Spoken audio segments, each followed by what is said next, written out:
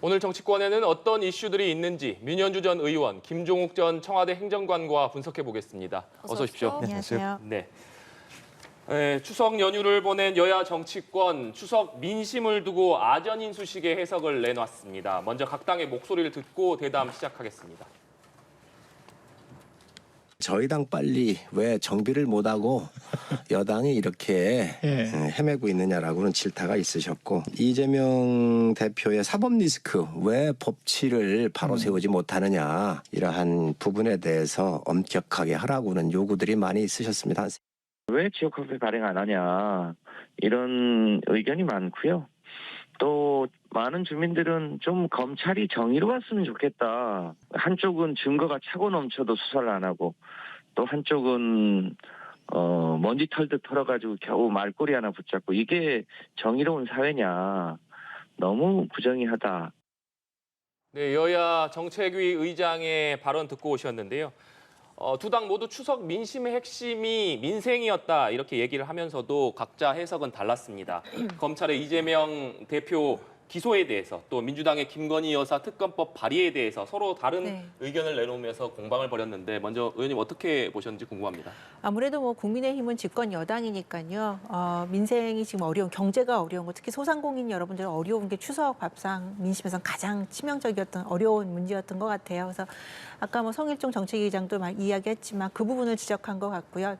그런데 이렇게 민심에 가장 힘들어하는 경제 문제를 해결하려면 좀 집권 여당이 좀 안정이 돼야 되는데, 그 아쉬운 점들을 이야기하시면서 동시에 저도 직접 직간접적으로 많이 듣고 있는데, 지금 사법 리스크라고 하는 문제들, 야당 민주당의 이재명 대표 관련된 이야기죠.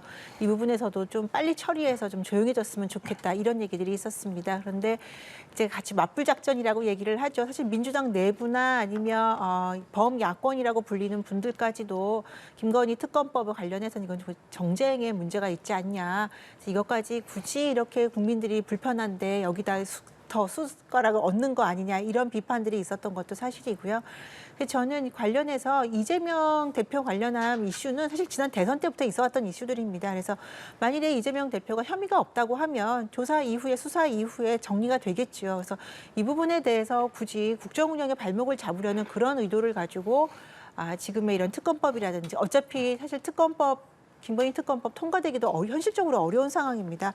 이것보다는 이재명 대표 어제도 이제 발언을 했던데, 민생에 올인하는 모습을 보이면 더 서로 협치하는 모습이 되지 않을까 싶습니다. 네, 행정관님 의견도 여쭙겠습니다. 뭐 제가 볼 때는 국민이 봤을 때는 양두구육 같은, 그러니까 민생이라고 하는 양머리를 걸어놓고 실제로 파는 거는 정쟁만 파는 이런 모습들을 보였다는 생각이 들고, 다 아시겠습니다만 국민들 지금 먹고 살기 되게 어렵고 경제가 상황이 되게 어려운 상황입니다. 이럴 때일수록 정쟁보다는 어떻게 하면 경제 문제를 살릴 수 있을 것인가라고 하는 협치의 문제, 협의의 문제들을 진행해야 되는데, 양당은 그럴 생각이 없다라고 하는 느낌들을 국민은 많이 가질 것 같아요. 근데 이 싸움이 나게 된 가장 중요한 이유 중에 하나는 민주당의 입장에서는 수사가 불공정하다라고 얘기를 하는 거죠. 그래서 이재명 당대표의 부인 김혜영 씨에 대해서 129곳을 압수수색을 했었고, 또 당대표에 대해서 서면 조사 2회, 이거 여기다 이제 부과해서 출석 요구까지 한 상황임에도 불구하고, 국민의힘 내부수석 계속 얘기하는 김건희 여사에 대해서 2년 6개월 동안 탈탈 털었다고 얘기하는데, 제가 알기로는 서면 조사를 했는지, 그다음에 거기다가 또 출석 요구를 해서 한 번이라도 조사를 받았는지 알 수 없는 상황이기 때문에, 쌍방에 대한 불균형적인 수사를 하고 있는 상황에 대한 내부의 분노들이 상당히 꽤 높은 것 같아요. 저는 그런 측면에서 검찰도 적어도 모든 수사에 대해서 공정성을 기할 필요가 있다. 안 그렇게 되면 국민 여론도 변할 수밖에 없다는 사실들도 좀 명심했으면 좋겠습니다. 예, 추석 연휴가 끝났습니다만 여야의 강대강 대치는 계속해서 이어지고 있고, 여야의 공방 사안들에 대해서 지금 여론은 어떻게 생각하는지를 저희가 하나하나 좀 짚어보려고 합니다. 먼저는 검찰의 이재명 민주당 대표 기소에 대해서 여론은 어떻게 생각하는지 조사 결과부터 좀 보시면, 야당 탄압을 위한 정치보복 수사이다라는 응답이 42.1%고요. 법과 원칙에 따른 수사다라는 응답이 50.3%였습니다. 여론조사 결과 어떻게 좀 보셨습니까? 저 여론조사가 시사하는 바가 저는 좀 큰 것 같아요. 보시면 이재명 대표의 이제 사법적인 처리, 수사, 보복 수사라는 42.1%나 김건희 특검법에 대해서 적절하지 않다라고 보는 이 수치가 36.9%죠. 보면은 사실 양당 지지율에서 크게 벗어나지 않는 것 같아요.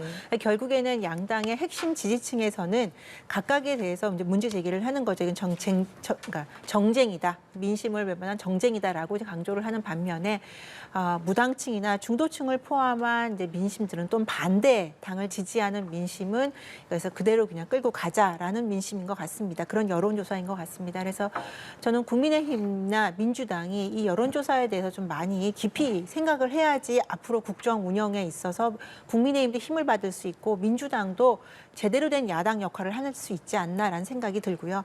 다만 아까도 이제 제가 말씀드렸지만 한 가지 더 붙이고 싶은 얘기는 이재명 대표 관련된 이슈는 지금 당장 윤석열 정부가 들어선 이후에 생긴 것이 아니라 지난 대선 또는 그 이전 2017년도 대선 때 문재인 전 대통령과 경선을 했던 그 시절부터 지금 계속되어 왔던 이야기들이에요. 경기도 지사 때도 이미 많이 언급됐던 이야기들이고 그래서 언젠가는 한 번은 털고 정리하고 가야 되는 이슈입니다. 근데 공교롭게도 뭐 윤석열 정부가 들어서고 얼마 안 된 상황에서 이재명 대표 관련해서 이제 검찰의 기소라든지 경찰 수사가 진행되다 보니까 이것이 정치적인 의도가 있는 것이 아니냐라는 좀 이슈가 되고 있지만요. 어쨌든 이재명 대표 관련되는 사법적인 문제들은 언젠가는 한 번은 짚어져야 된다. 그렇다면 지금 같은 것들을 이재명 대표도 만일에 조사 수사 받고 문제가 없으면 오히려 더 홀가분할 수도 있습니다. 그래서 이 부분에 대해서는 그냥 편안하게 조사 받으시고 주장하시는 대로 무죄가 되면 무혐의라면 깨끗하게 정리가 될 거다라고 생각합니다. 김현정 의원께서는 어떻게 보셨습니까? 일단 계속 말씀드립니다만 검찰의 불공정 수사와 관련된 내용들이 구체적으로 드러나고 있기 때문에 지금 얘기가 나오는 거죠. 당장 이제 뭐 뒤에 나올 얘기인지 모르겠습니다만 일단 권성동 원내대표가 말씀하신 내용에 의해서도 저는 쌍특검이 필요하다는 생각이 들어요. 그러니까 권성동 원내대표가 뭐라 그랬냐면 이게 권성동 원내대표는 이재명 당대표에 대해서 공격하는 거죠. 그러니까 쌍방울이 발행한 100억 원에 대해서 소위 전환 사채인데 이 부분에서 페이퍼 컴퍼니 두 곳에서 이걸 매입을 했다라고 얘기를 하고 있는데 그 매입한 곳 중에 한 곳의 사회이사가 이재명 당대표에 대한 변론을 맡은 이모 변호사다 이렇게 얘기를 해요. 그러니까 의혹이 짙다라고 말씀하시는데 그렇게 따지면 도이치모터스 주가 조작 사건과 관련해서 도이치모터스의 이사로 재직했던 분이 김건희 여사예요. 그렇다면 무엇이 예를 들면 더 의혹이 더 살 수 있겠는가라고 판단해 봤을 때 김건희 여사일 수밖에 없는 측면들이 분명히 있는 거죠. 또 하나는 이재명 대표가 경기도지사 시절에 아태평화교류협회라는 단체와 함께 대북 교류 행사를 했는데 이 단체가 쌍방울과 관련이 있다는 거예요. 이재명 당대표랑은 관련이 있는지 확인되지 않았는데 그러니 의혹이 있다고 제기를 해요. 그렇게 따지면 코바나 콘텐츠의 전시 후원한 업체가 10여 원 규모의 시공을 대통령실에 시공을 진행을 했어요. 전 이렇게 예를 들면 검찰이 불균형한 수사를 진행하고 있으니 야당 입장에서는 여당에 의한 어떤 의도를 가진 불균형 수사가 아닌가라는 의혹을 받을 수밖에 없거든요. 전 그래서 이 문제를 해결할 수 있는 방법은 뭐냐면 검찰이 엄정한 객관적이고 중립적인 수사를 하시면 돼요. 안 그렇게 되면 야당은 반발 안 할 수가 없어요. 생각을 해보십시오. 야당이 이런 상황인데 검찰은 아주 공정할 거야라고 믿고 그 수사를 맡길 수 없는 상황이 분명히 있거든요. 전 그래서 좀 검찰이 추석이 지나고 났으니 좀 공정하게 수사를 하면 이런 논란이 없을 거라고 저는 생각을 합니다. 네, 김건희 여사 특검 법안과 관련된 여론조사 결과도 한번 보시겠습니다. 지금 보시면 김건희 여사 특검과 관련해서 국민적 의혹이 커지는 상황에서 적절하다는 의견이 55%, 적절하지 않다. 이재명 대표 수사에 대한 방탄용으로 적절하지 않다는 의견이 36.9%로 집계가 됐습니다. 이 부분에 대해서는 어떻게 해석하시는지도 궁금합니다. 아까 말씀드린 대로 이제 국민의힘 지지층 관련해서 지지층은 김건희 특검법이 적절하지 않다라고 보고 그다음에 민주당 지지층이나 아니면 무당층이라고 하는 분들은 뭐 필요하다면 할 수 있다라는 여론인 것 같아요. 근데 여러 차례 저도 이제 이 자리에서 거듭 말씀드리지만 김건희 특검법에 관련된 이런 이슈들은 사실 지금 새롭게 제기되는 문제들이 아니라 이전부터 제기됐던 문제들이 상당 부분입니다. 특히 문재인 정부 시절에 윤석열 대통령이 중앙지검장이나 아니면 검찰총장 후보자로서 인사청문 받을 때도 이미 나왔었고 그 당시에 민주당 의원들은 문제가 없다라고 얘기를 했어요. 그래서 지금 불송치되거나 아니면 혐의 없음으로 좀 가닥이 잡히고 있는 건데요. 만일 새로운 이슈가 생기고 새로운 뭐 증거라든지 새로운 진술이 나와서 조사가 필요하다고 하면 저는 개인적으로 조사가 해야 될 필요가 있다고 생각합니다. 하지만 지금 그렇게 치명적인 어떤 이슈나 어떤 새로운 증거가 나오지 않은 상황에서 이걸 특검법으로 몰아가는 것은 그것도 그 전에 대선이 끝나고 바로 특검하자고 한 것도 아니었고 민주당이 이재명 대표 관련된 소환 문제가 생기자 특검법으로 바로 그 다음날 아침에 나오는 것은 이재명 대표 지키기 위해서 민주당이 올인하는 아예 방탄 민주당을 만드는 이재명을 위한 방탄 민주당 이 지금 구호가 딱 맞게 돌아가는 거 아닌가. 그리고 지금 법사위에서는 이 특검법이 상정이 돼도요. 법사위원장이 김도욱 저희 국민의힘 의원이고요. 그다음에 통과가 된다. 330일에 패스트 트랙으로 가야 됩니다. 그러니까 내년이나 돼야 이게 뭐 될까? 그 정도의 상황이에요. 그러니까 결국에는 정쟁으로 이끌어서 총선 대비용 이런 것까지 민주당이 생각하는 것 같은데요. 이 오래 끌면 끌수록 이런 모호한 증거나 모호한 진술, 자료에 근거한 이런 정쟁은 오래 끌면 끌수록 오히려 제기된 그 당사자 쪽에, 그러니까 민주당이겠죠. 민주당 쪽에게 불이익이 가는 것이고 이재명 대표 같은 경우에는 이미 사법적으로 많은 이슈들이 지금 정리가 되고 있지 않습니까? 그리고 오늘도 이제 성남FC 후원금 관련된 자료들이 나오고 있고요. 그래서 이런 부분들을 본다면 이재명 대표 수사 받으시고 조사 받으시고 김건희 특검법 관련된 이슈가 또 새롭게 나온다면 그거에 관련해서도 조사받지 않는다면 이거 민심을 거스르는 거니까 그거에 따르면 될 것 같습니다. 네. 성남FC 후원금 의혹을 말씀해 주셨는데 이 부분도 한번 짚어봐야 될 것 같습니다. 추석 연휴 이전에 검찰이 이재명 대표에 대해서 소환을 통보를 했고 기소 결정을 했습니다. 이에 대해서 민주당이 반발하면서 윤석열 대통령을 허위사실 공표 혐의로 고발을 했고 또 김건희 여사 특검법도 당론으로 채택해서 발의하지 않았습니까? 강대강 대치 국면으로 추석 연휴를 맞았는데 추석 연휴가 끝나자마자 경찰이 나서서 이번에는 이재명 대표를 제3자 뇌물공여 혐의로 송치를 했습니다. 더구나 이 사건 같은 경우에는 1년 전에 불송치 결정이 났었는데 이게 뒤집힌 것이기 때문에 민주당이 더욱 강하게 반발할 수밖에 없을 것 같거든요. 그러니까요. 추석이 지나자마자 이렇게 하고 있으니 전 예를 들면 지금 이거는 경찰의 문제는 아닙니다. 검찰의 문제인 것 같아요. 왜냐하면 경찰은 그 이전에 이 부분과 관련해서 소위 경찰에게 예를 들면 보안 수사 요청을 검찰이 한 거기 때문에 결론적으로 경찰은 무혐의 송치하려고 했던 내용 아니겠습니까? 그러다 보니까는 소위 검찰의 요구에 의해서 제3자 뇌물 협의가 적용된 거지 않습니까? 그러면 경찰은 지금까지 어떠한 특정한 증거들을 확보하지 못해서 무혐의로 하려고 했었는데 검찰이 요구를 해서 어떤 증거가 나왔다고 지금 경찰은 주장하고 있는 건데 그게 어떤 증거인지 정확히 모르겠어요. 그렇게 얘기를 하고 있으면서 소위 기소를 하고 있는데 또 반면에 다 아시겠습니다만 장영하 변호사 같은 부분 같은 경우는 경찰에서 구속영장 청구까지 했었어요. 근데 검찰이 구속영장 기각을 했었습니다. 그다음에 검찰은 최종적으로 소위 불기소를 하기로 결정을 했어요. 근데 이 이유는 뭐냐면 그 내용이 아니겠습니까? 그 조폭 모 씨라고 하는 사람이 허위 사실에 대해서 제기를 했었는데 장영하 변호사가 그 내용에 대해서 그냥 신뢰해서 믿었기 때문에 그것이 거짓으로 믿었다라고 하는 확증할 만한 내용이 없다라고 하는 내용이에요. 그러면 이재명 당대표가 과거에 그 국정감사장에서 예를 들면 협박이라는 단어를 썼는데 그때 그 당시 이재명 그 경기지사가 뭐라고 얘기했었냐면 아래에 있는 성남시에 있는 그 공무원들이 협박을 받았다라고 자기한테 보고를 했다고 얘기했어요. 그럼 이 두 사건이 무슨 차이가 있는 거죠? 그래서 이런 식의 어떤 검찰의 불공정한 수사 관행들이 만들어지니까 의도성이 있다고 판단할 수밖에 없는 측면들이 분명히 있는 거죠. 저는 그래서 왜 이렇게 어떤 사건에 대해서는 그러니까 국민의힘과 관련된 사건에 대해서는 계속 불기소로 일관하면서 야당과 관련된 문제에 대해서는 계속 과거의 사실들을 바꾸면서까지 구속 기소하려고 하는 이유가 무엇인가? 여기에는 검찰의 정치적 의도가 들어간 게 아니냐? 그러면 검찰이 그냥 정치적 의도를 가지고 했겠느냐? 무엇인가 뒤에 있지 않겠느냐? 이런 의심을 할 수밖에 없죠. 그럼 당연히 야당은 여기에 맞서서 싸울 수밖에 없는 거겠죠. 네, 불공정한 수사라고 말씀을 해주셨는데 민주당에서는 오늘 경찰의 이번 조치에 대해서 강하게 반발하면서도 네. 이 별로 놀랍지 않은 상황이다. 앞으로도 네. 계속 이 같은 발표들이 나올 것으로 예상을 한다. 이렇게 밝혔거든요. 이 부분 어떻게 근데 보십니까? 이 사건은 말씀하신 대로 이제 처음에는 불기소 의견이 됐다가 고발자가 이의 신청을 했어요. 고발자가 이의 신청을 했고 성남시와 성남FC와 성남시와 그다음에 두산건설을 압수수색한 이후에 올해였죠. 공문을 확인했습니다. 그래서 두산건설에게 얼마를 후원을 하면 우리가 이렇게 용도 변경이라든지 이런 부분에 대해서 배려를 하겠다라는 그런 공문을 확인을 했어요. 그게 뭐냐면 그냥 단순하게 뭐 작은 것들의 배려가 아니라 기부 체납하는 그 토지가 14.5%에서 10%로 줄여주는 거였고요. 그다음에 병원 부지 3천여 평을요 상업용지로 변경할 수 있도록 해준 특혜였습니다. 그러니까 누가 봐도 이미 성남시에서는 이거 관련해서 많은 이슈들이 있었고 이야기들이 있었는데 이 공문을 이번 압수수색에서 이제 확인을 한 거죠.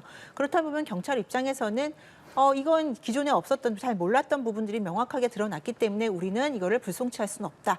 그래서 검찰에 이제 송치 의견으로 낸 것이고 왜 그러면 이거 출두 안 시키냐, 소환 안 하냐라고 하는데 기존에 서면 조사했던 부분들이 그대로 있기 때문에 이건 그대로 가져가면서 검찰의 송치 의견으로 본 것이지 이것이 없던 것들을 마치 윤석열 정부의 검찰이 새롭게 만들어내고 꾸며내고 조합한 게 아니라는 거죠. 있던 사실들 잘 밝혀지지 않았던 것들을 잘 골라낸 것이죠. 밝혀낸 것이죠. 그래서 이 부분은 아까 제가 거듭 말씀드리지만 이재명 대표가 억울하다고 한다면 검찰 가서 조사 받으시고 수사 받으시고 문제가 없으면 무혐의 처리가 되겠죠. 그러니까 특히나 이 성남 FC 관련된 건 지금 몇 년째 지금 진행되고 있는 이슈거든요. 그래서 이 부분에 대해서도 이재명 대표가 이번 기회에 저는 명확하게 밝히시고 혐의 없다면 무혐의 처분 받으시면 좀 좋겠습니다. 근데 이 부분에서 교정할 부분이 있는데 밝혀낸 건 아니고요. 경찰이 지금 예를 들면 주장하는 거죠. 그러니까 언제부턴가 검찰과 경찰이 주장을 하면 사실로 얘기가 되는데 본인들이 과거에 발견하지 못했던 걸 저렇게 발견했다고 본인이 주장하는 거예요. 그럼 제가 볼 때 본인들이 문제가 있었던 거죠. 그 이전에는 거기서 전혀 발견을 못한 거잖아요.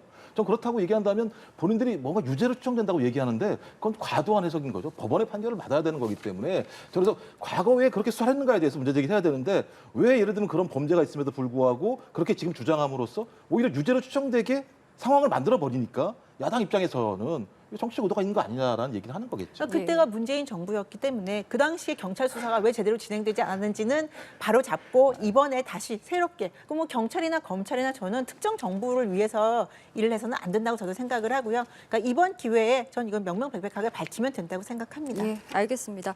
명절 민심을 물어본 여론조사 결과 조금 더 보겠습니다. 이번에는 대통령 국정수행 평가에 대한 여론의 결과를 좀 볼 텐데요. 잘하고 있다라는 응답이 31.4%, 못하고 있다가 58.8%입니다. 중도층 결과도 같이 볼 수 있을까요? 보면 네. 격차가 조금 더 크게 벌어지거든요. 명절 기간에 있었던 여론조사입니다. 어떻게 좀 네. 해석하시는지요? 사실 국민의힘으로서는 집권 여당으로서 되게 뼈아픈 여론조사 결과예요. 그러니까 전통적인 지지층 말고 사실은 무당층이라고 하시는 분들 정말 경제 상황이나 민심의 생활의 이슈에 따라서 좌우, 그러니까 어느 정당을 지지한지를 결정하시는 이 무당층 분들이나 중도층 분들의 지지를 받아야 국정 운영에 탄력을 받을 수 있거든요. 근데 아마 추석 때까지도 이어졌던 국민의힘 내부의 이 분란이라든지 이 문제들 때문에 많이 실망을 하시고 조금 비판에 그러니까 채찍을 들어주신 것 같습니다. 그래서 지금 국민의힘이나 윤석열 대통령의 국정 운영 관련해서는 사실 당내 분란, 당내 이 논란을 빨리 정리하는 것이 시급하다라고 보여지고요. 그래야지 대통령이 지금 제시하고자 하는 또는 제시하고 있는 국정 운영 방향이나 이런 것들이 제대로 힘을 받을 수 있다고 생각해요. 안 그래도 추석 연말 마무리할 때쯤 대통령실에서 새로운 대통령실 개편안을 제시하지 않았습니까? 예. 국정기획 중심으로 된 새로운 재편안을 마련을 했는데요. 이것도 그러니까 파편적으로 어떤 정책을 던지는 것이 아니라 국가를 어떻게 운영해 나갈지 큰 그림 하에서 그 조각을 다 촘촘히 맞춰가는 역할을 할 거라고 기대가 됩니다. 그래서 대통령실도 심기일전 다시 뭔가 시작하고자 하는 운동화끈을 매는다면 국민의힘 내부의 이 논란도 빨리 정리가 돼야지만 저 무당층이나 중도층의 민심을 끌어올 수 있다고 생각이 됩니다. 예, 뭐 다 아시겠습니다만 제가 볼 땐 종양으로 따지면 악성 종양 같은 상황인 것 같아요. 왜냐하면 이제 윤석열 대통령의 지지층들을 보게 되면 보수층만 지금 결집하면서 지지를 유지하고 있는 상황인 것이고 정당 지지율에도 미치지 못하는 상황이죠. 거기다가 이제 중도층은 더 이반되어 있는 상황이기 때문에 이런 상황들을 극복하려는 방법은 뭐냐? 민심대로 가야 되는 측면들이 분명히 있거든요. 근데 민심대로 가고 있는가에 대해서 아직까지도 국민들은 그렇지 않다라고 판단하는 것 같아요. 더 안 좋은 부분들은 부정평가층 중에서 매우 좋지 않다라는 평가가 40%에서 50% 넘는 것들도 나오는 거죠. 그럼 여론조사 상황입니다만 국민들의 절반 정도는 매우 좋지 않다라는 평가를 하고 있다라고 하는 건 어떤 행위를 한다고 하더라도 쉽게 대통령에 대한 부정적 평가를 바꾸지 않을 수 있다라는 측면들이 분명히 있거든요. 근데 바뀌었는가? 바꾸고 있는가에 대해서 많은 국민들은 지금 의구심을 갖고 있는 것 같아요. 변하지 않는 것 같다. 바꾸지 않는 것 같다. 국민들이 원하는 방향으로 혁신하지 않고 쇄신하지 않는 것 같다는 흐름들이 분명히 있기 때문에 장기화될 수 있는 측면들이 분명히 있는 거죠. 전 그래서 좀 제대로 했으면 좋겠어요. 혁신을 하실 거라면 예를 들면 50여 명 정도 대통령실에 있는 직원들이 경질을 당했건 자진 사퇴를 했건 아니 사퇴를 종용받았건 그만뒀지 않습니까? 그럼 대단히 문제가 많은 거예요. 한 나라의 대통령실에서 50여 명 정도가 그만두는 상황이 벌어졌다고 얘기하면 내부가 얼마나 큰 문제가 있다는 거 아니겠습니까? 근데 수석급들은 아무도 예를 들면 경질을 당한 사람들이 없어요. 저는 이렇다면 이것이 제대로 된 혁신인가? 문제의 해결점들을 잘못 찾고 있지 않은가라는 의구심들이 많기 때문에 저는 좀 제대로 좀 혁신을 했으면 좋겠다. 대통령과 대통령실이 이런 생각을 하게 됩니다. 네, 추석 민심 여론조사 결과 분석은 이쯤에서 마무리하기로 하고요. 국민의힘 얘기로 넘어가 보도록 하겠습니다. 국민의힘이 오늘 새로운 비상대책위원회 구성을 마쳤습니다. 먼저 박형수 원내대변인 말 듣고 대담 이어가겠습니다. 이번 인선은 지역별 안배를 고려하면서 원내와 원외 인사를 두루 포함하되 원외 인사에 무게를 두어 다양한 목소리를 수렴하고자 했습니다. 조금 전 1차 비대위원 인선 발표 후에 주기환 비대위원께서 정진석 비상대책위원장께 간곡한 사의를 표명해 왔습니다. 그래서 전주의 의원을 비대위원으로 선정하기로 했습니다.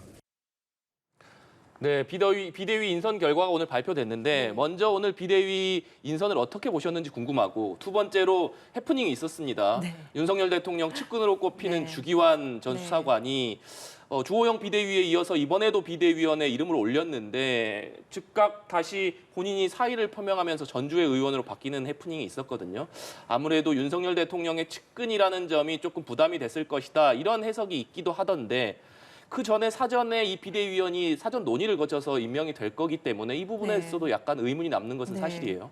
일단 비대위 구성들을 보면은 사실은 그렇게까지 계파 색깔이 강한 분들은 아니에요. 뭐 밖에서는 지금 언론에서 뭐 친윤계 일색이다라고 얘기하는데요. 국민의힘 내부에서는 사실은 대부분이 그렇게까지 정치적 뭐 어떤 특정한 인물과 친하다든지 어떤 계파 활동을 했던 분들은 대부분은 아니고요. 물론 몇몇 분들은 또 뭐 대선 캠프 때 있던 네. 분들도 계시지만요. 그래서 저는 비대위 인선은 최대한 어떠한 뭐 강성이라든지 이런 특히 계파를 대변하는 분들은 배제하려고 노력했다라는 흔적이 보이고요.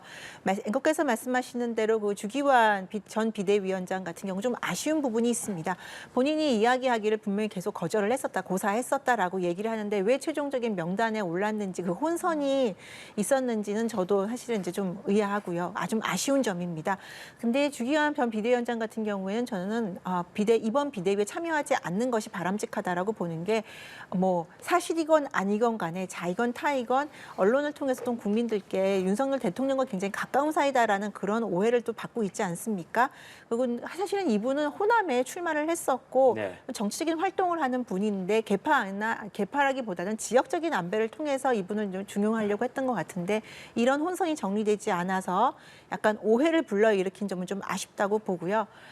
지금의 그리고 또 이제 언론에 나오는 것들이 사실은 이준석 대표 전 대표와의 이런 갈등 상황 속에서 다양한 분들의 의견을 가진 분들을 좀 수렴하려고 했는데 그러지 못했다라는 좀 아쉬움도 있습니다. 그런데 이 부분은 지금 이 비대위가 얼마나 성공할 수 있는지의 문제는 사실 14일 날 있을 가처분 심리에 따라 달려져 있기 때문에 사실 비대위원으로 선정된 분들도 많이 긴장하고 있는 상황 같아요. 그래서 만일에 그것이 인용된다면 지금의 비대위도 또 한 번의 또 경랑 속으로 빠지는 네. 상황이라서요.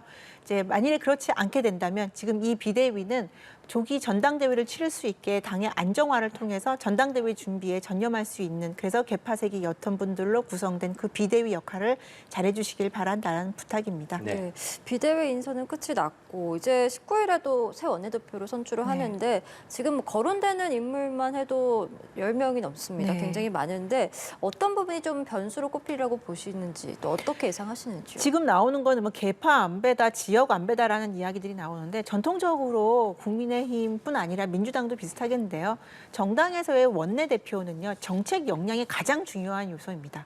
특히나 집권 여당의 원내대표라고 한다면 정부와 대통령실에서 추진하고 있는 정말 어려운 과제들이 있어요. 인기 없는 과제들도 있고요. 이런 정책들을 실제로 야당과 협상해서 그걸 법제화시키거나 현장에서 실행시켜야 되는 그런 능력과 책임감을 갖는 분이 중요해요. 그래서 저는 지금 언론에서 나오는 것처럼 계파 안배다, 지역 안배다 그것보다는 정말 역량 있는 분이 원내대표에 돼야 된다. 뭐 남은 임기를 치르던 앞으로 새로운 임기를 시작하든 정말 능력 있고 이렇게 협상력도 있고 이런 분이 원내대표가 돼야지만 윤석열 정부가 지금 건너고 있는 굉장히 어려운 시기를 더 빨리 이걸 탈출할 수 있다, 돌파할 수 있다라고 봅니다. 그래서 지금 후보군이 한 10명으로 나오는 것 같아요. 이분들 중에서 추대가 되든 아니면 경선을 하든 어쨌든 본인들이 가지고 있는 정책 역량을 마음껏 좀 발휘하는, 그래서 국민들께 어필하는 시간들을 좀 지금부터 가졌으면 합니다. 네.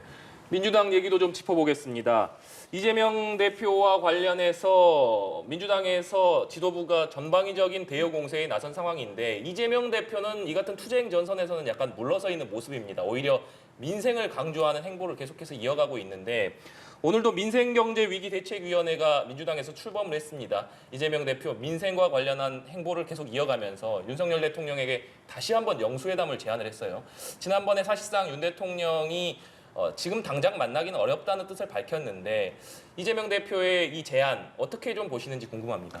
일단 그 이재명 당대표가 제안한 내용들은 영수회담입니다만 그 위에 나온 내용들은 형식과 절차에 구애받지 않겠다고 얘기했기 때문에 윤석열 대통령과 대통령실에서 얘기했던 당 내용이 수습되면이라고 얘기하는데 제가 볼 때는 지금 상황이라면 신문길도 좀 연기된 것 같고요. 언제 당 내용이 수습될 수 있을지 알 수 없는 상황이죠. 하지만 민생 문제는 뭐 시일을 두고 해결할 수 있는 문제가 아니기 때문에 당연히 민생 문제 해결은 적어도 국정감사를 앞두고 있는 상황에서 169석의 거대 의석을 가지고 있는 정당과 협치를 하지 않으면 풀릴 수 없는 부분이 분명히 있습니다. 이건 현실적인 조건이기 때문에 우회할 수 있는 길이 별로 없어요. 그런데 계속 지금까지 윤석열 정부는 뭐 입법이 아닌 시행령으로 우회하려고 하거나 또 협치라는 방식보다는 독자적인 방식으로 문제를 풀려고 했었는데 그 결과가 어떻습니까? 국정 지지율이 답부 상태에 빠져 있는 상황이거든요. 저는 그렇다면 윤석열 대통령이 결단할 필요가 분명히 있다. 형식에 구애받지 마시고 협치의 손을 내밀으셔라는 생각이 드는 것이고요. 지금 여론조사 지표를 보게 되면 가장 큰 문제가 과거에는 윤석열 대통령이 독단적이다, 일방적이다라는 것이 1위였었는데 지금은 능력과 경험이 부족하다는 게 1위로 올라갔어요. 그래서 아마도 이재명 당대표는 사법 리스크 부분들은 사법 리스크 부분대로 가져가더라도 본인의 능력을 보여주는 어떤 방법을 통해서 소위 야당 당대표의 능력 프레임 대 대통령의 무능력 프레임으로 가려고 하는 측면들이 분명히 있습니다. 이거 별로 안 좋은 거죠. 그럼 또다시 정쟁이 될 수밖에 없기 때문에 저는 그래서 이제 이번에 저희 그 영국 여왕 장례식을 갔다 오시고 유엔 총회를 갔다 오시게 되면 돌아오신 다음에 좀 국민들에게 또는 야당 당대표에게 손을 좀 내미십시오. 국민의 삶보다 더 중요한 게 어디에 있겠습니까? 그 손을 안 잡으시면서 통치를 잘하겠다고 말씀하시는 건 거짓말이에요. 제가 볼 때. 좀 제발 좀 빨리 돌아오셔가지고 손을 내밀으셨으면 좋겠습니다. 알겠습니다. 저희 오늘 두 분 말씀은 여기까지 듣도록 하겠습니다. 민현주 전 의원, 김종욱 전 청와대 행정관과 함께했습니다. 오늘 말씀 고맙습니다. 감사합니다.